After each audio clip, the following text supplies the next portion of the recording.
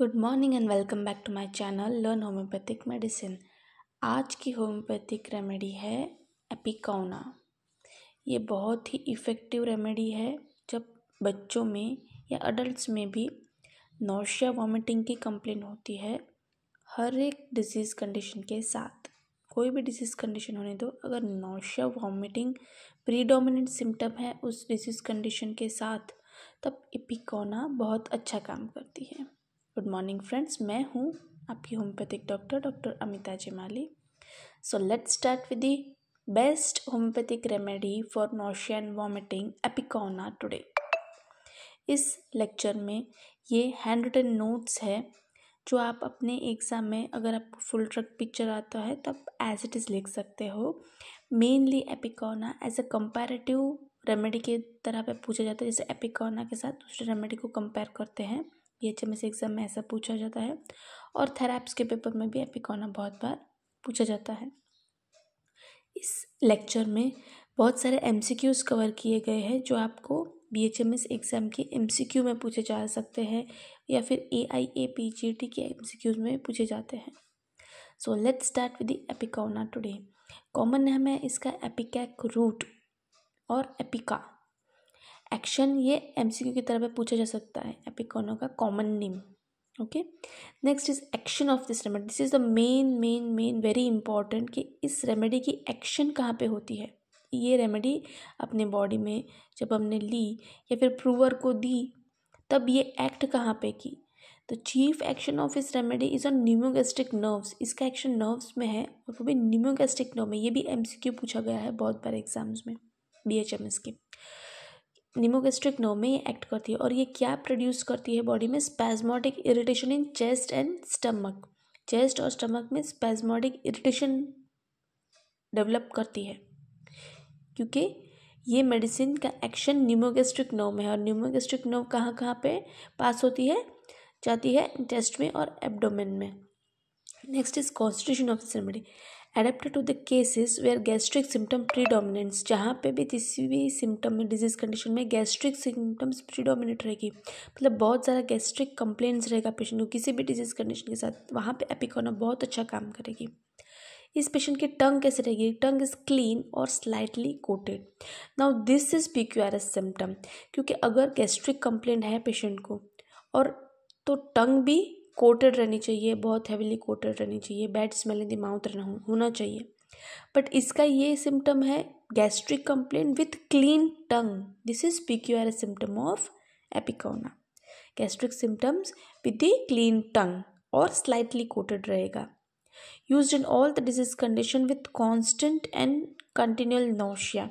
किसी भी disease condition में दे सकते हैं अगर उसमें प्रीडोमिनेंट है गैस्ट्रिक कंप्लेंट्स और विथ क्लीन टंग और स्लाइटली कोटेड रहेगा या फिर क्लीन टंग रहेगा, तब ये पेशेंट में बहुत अच्छा, बहुत इफेक्टिव काम करेगी any disease condition and each and every disease condition. Okay, now coming to the keynotes of this remedy.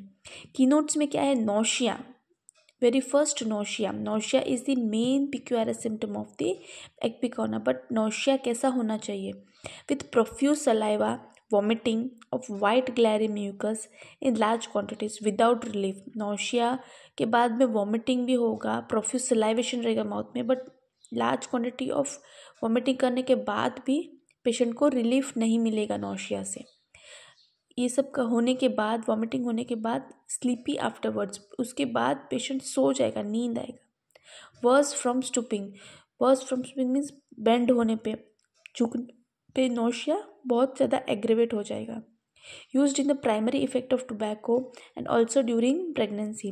Primary effect of tobacco, अगर किसी ने टोबैको खा लिया है और नौशिया वॉमिटिंग हो रहा है तब भी आप ये रेमेडी बहुत अच्छी तरह से यूज़ कर सकते हैं इस केसेस में। और प्रेगनेंसी की नौशिया वॉमिटिंग में भी ये बहुत अच्छी काम करती है। Now stomach feels relaxed as if hanging down, clutching, squeezing, gripping as from hand, each finger sharply piercing into the intestine, worse from motion। पेट में बहुत ज़्यादा दर्द रहेगा और फीलिंग रहेगा ऐसे स्टमक रिलैक्स्ड हो गया और हैंगिंग डाउन फीलिंग रहेगा स्टमक में। और मोशन से, थोड़े से भी मोशन, थोड़ा सा भी हिला डुलेगा पेशेंट तो उससे दर्द बढ़ जाएगा पेट में। Flatulent colic, cutting colic about umbilicus. Flatulence means पेट में बहुत ही गैस बनेगा और उसकी वजह से दर्द स्टार्ट होगा। और वो कैसे दर्द रहेगा? Cutting colic about umbilicus. Umbilicus में दर्द स्टार्ट होगा और वहाँ पे कटिंग कोलिक पेन रहेगा। Stool grassy green of white mucus bloody fermented foamy slimy like froth molasses. इस टाइप का उसका स्टूल होगा। Autumnal dysentery cold nights after hot days. Autumnal dysentery होगा जब कोल्ड नाइट बहुत रात में बहुत ही ठंड होगी और दिन के टाइम में बहुत ही गर्मी होगी, ऐसा सीजन रहेगा, तब इस पेशेंट को डिसेंट्री होगा, उसे ऑटमनल डिसेंट्री कहते हैं। Asiatic cholera where first symptom is nausea and vomiting predominance. Asiatic cholera में बहुत अच्छी काम करती है जब सिम्टम में पेशेंट को नोशिया और वॉमिटिंग बहुत ही ज़्यादा होगा। हेमरेजेस में भी बहुत अच्छी काम करती है। एक्टिव हेमरेज होने दो, पैसिव हेमरेज होने दो, बट ब्लड उसका कैसे ब्राइट रेड ब्लड रहेगा। All the orifice of body में से ब्राइट रेड ब्लड होगा। Haemorrhage from the uterus is profuse clotted heavy with oppressed breathing stitches from navel to uterus. Haemorrhage uterus में भी haemorrhage देखा गया है इस रेमेडी में, और बहुत ही ज़्यादा हैवी हेमरेज होगा उसको पेशेंट को with stitches from navel to uterus. Navel to uterus से स्टिचिंग पेन सेंसेशन रहेगा पेशेंट को जब कभी यूट्रस में ब्लीडिंग होगी तो। Cutting pain across abdomen from left to right. Abdomen में जो पेन होगा वो कटिंग टाइप ऑफ पेन होगा from left side to right side. This is peculiar symptom. Cutting pain across abdomen from left to right. कफ कफ में बहुत अच्छी काम करती है, बहुत ही बेनिफिशियल रेमेडी है ये कफ के लिए, इफेक्टिव रेमेडी है। Dry spasmodic constricted asthmatic difficult breathing from least exercise. Violent dyspnoea with sneezing wheezing and anxiety about the stomach. कैसा कफ रहेगा? ड्राई स्पैस्मोडिक रहेगा, अस्थमेटिक कफ रहेगा। पेशेंट थोड़ा भी अगर एक्सरसाइज करेगा या फिर हिले डुलेगा, मोशन होगा, तो उसको ब्रीदिंग डिफ़िकल्टी होने लगेगी। वॉयलेंट डिस्निया मतलब ब्रीदिंग डिफ़िकल्टी होना। वीजिंग रहेगा चेस्ट में, और एंजाइटी अबाउट द स्टमक, और पेट में एंजाइटी का फीलिंग होगा। वुपिंग कफ में ये बहुत अच्छी काम करती है बच्चों में, जहाँ child loses breath turns pale stiff and blue.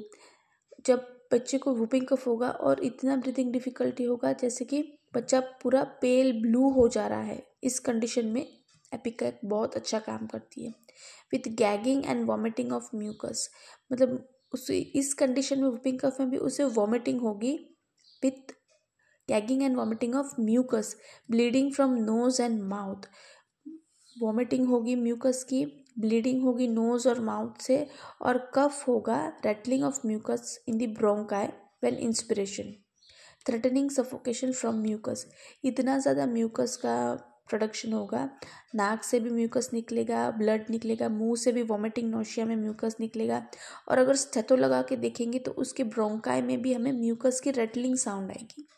इस कंडीशन में जहाँ पे बेबी को अभी सफोकेशन हो रहा है और टर्न ब्लू पेल हो जा रहा है, पूरा ब्लू पेल हो जा रहा है, साइनोसिस में जा रहा है पेशेंट, तब भी ये रेमेडी बहुत ही मैजिकली काम करेगी और ये सारा कंडीशन में रिलीफ देगी।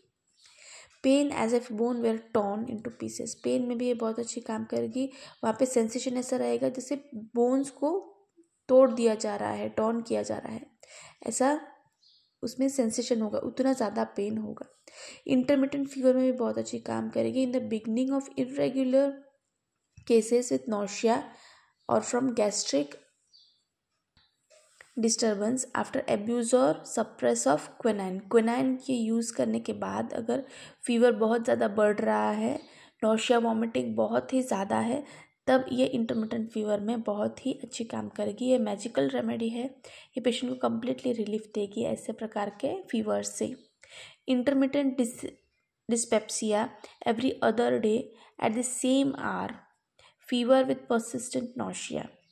डिस्पेप्सिया में भी जब डिस्पेप्सिया फीवर के साथ होगा, परसिस्टेंट नोशिया होगा पेशेंट को, तब ये रेमेडी बहुत ही अच्छी काम करेगी। Over sensitive to heat and cold. Over sensitive means बहुत ही ज़्यादा तकलीफ होना हीट से और कोल्ड से।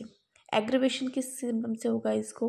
Winter, dry weather, warm, moist, south winds और स्लाइटेस्ट मोशन पे पेशेंट एग्रेवेट होगा, मतलब उसकी इस कंडीशन में सारे सिम्टम्स बढ़ जाएंगे। So this was all for this lecture today. मिलते हैं नेक्स्ट लेक्चर में with the Kent repertory rubric study for this remedy. तो अगर आपको किसी भी प्रकार का डाउट है इस लेक्चर से तो आप कमेंट बॉक्स में ज़रूर लिखें। Please like share and subscribe कीजिए। तब तक के लिए जय भारत, जय हिंद। मिलते हैं नेक्स्ट लेक्चर में।